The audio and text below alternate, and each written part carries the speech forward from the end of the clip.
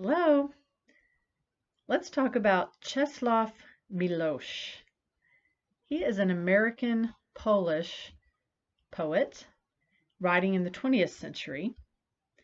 And unlike some of the more traditional poets, he writes in free verse, and his poetry is characterized by unresolved endings. He deals with some of the difficulties about being human, and he doesn't always give us answers. He just explores it with us in very moving and profound ways. Milosz was born in Poland in 1911. So he lived through two world wars.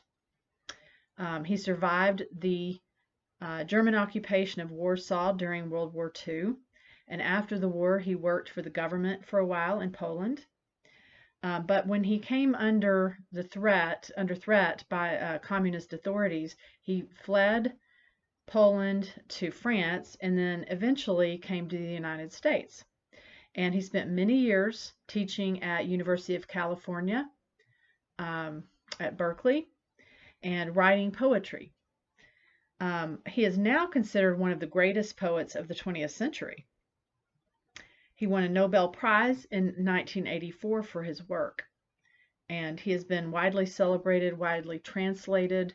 Our poem,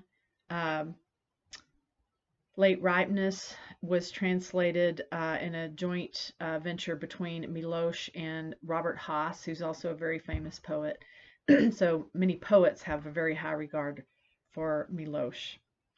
He died in 2004, and he had moved back to Krakow in 2000. So he was buried there in Poland. So I want to look at Late Ripeness and note some of the ways that it is not traditional. So first of all, it uses free verse. Instead of having a kind of regular rhythm to it that is measured in syllables, like da da da da da da da da da da, there are a different number of beats in different lines. Most of the lines in this poem have between 2 and 4 beats to them, and beats are a little bit different than syllables. It's not measured by the number of syllables in a line, it's measured by the number of times that your voice sort of rises and your voice emphasizes the sound of a syllable. So that's called beat poetry, and that's really much more common in the 20th and 21st century than syllabic or syllable measured poetry. Also, there are not regular rhymes at the end of the lines, but you'll note that he very carefully chooses the words that he uses and the sounds that they make. So even poets who write in free verse are very strategic in the kind of effect they're trying to create with the sounds and the meanings that are in those sounds. So before I start reading, I want to think a little bit about the metaphors that are in this poem. So there are several. Maybe the most important one is the threshold or the doorway through which the speaker looks back on his life. He says that it was at the approach of his 90th year. So he's looking backwards through this doorway. And when he's looking at his life through that doorway, he can see everything very clearly. He can see it all at the same time. And he says it's much easier to paint at this moment because he can suddenly see it very clearly. Also, he describes ships as the passing phases of his life that are now kind of sailing away one by one as he looks back through this threshold. And then he ends with this image of the vineyard, that we're all workers in the vineyard. And it's like it's a garden that thrives through the work of all humans who work as equals, though they don't know that when they're in the middle of their lives.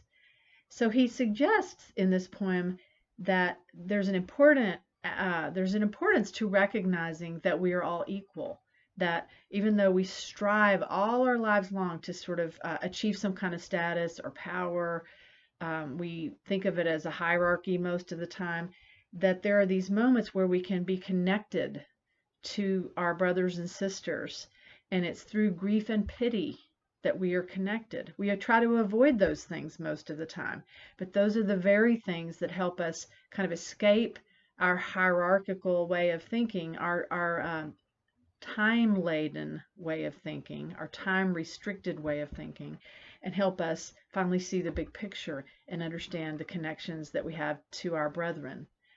So let's listen to this poem and think a little bit about the beat poem as opposed to the syllabic poem, something like iambic pentameter. I'm going to sort of raise a finger as I get to each beat so you can understand where I'm reading those beats. Different readers might read that slightly differently, but you'll notice the sound is different in the way contemporary poetry sounds when it's read aloud than somebody like Longfellow. Late ripeness. Not soon, as late as the approach of my 90th year, I felt a door opening in me, and I entered. The clarity of early morning. One after another, my former lives were departing, like ships together with their sorrow. And the countries, cities, gardens, the bays of seas assigned to my brush came closer, ready now to be described better than they were before. I was not separated from people. Grief and pity joined us. We forget, I kept saying, that we are all children of the King.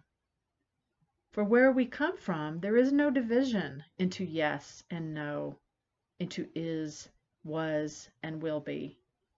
We were miserable. We used no more than 100th part of the gift we received for our long journey. Moments from yesterday and from centuries ago, a sword blow, the painting of eyelashes before a mirror, of polished metal, a lethal musket shot, a caravel staving its hull against a reef, they dwell in us, waiting for a fulfillment. I knew always that I would be a worker in the vineyard, as are all men and women living at the same time, whether they are aware of it or not. So the vineyard, I think, is a kind of moving image that all the things we're doing as we strive and struggle through this life and imagine ourselves on this kind of continuum of time, and that time is kind of pressing us. It's making us anxious to make sure we get done the things we need to get done. That if we look back at it, it's this kind of steady working in a vineyard. We're all working in the vineyard.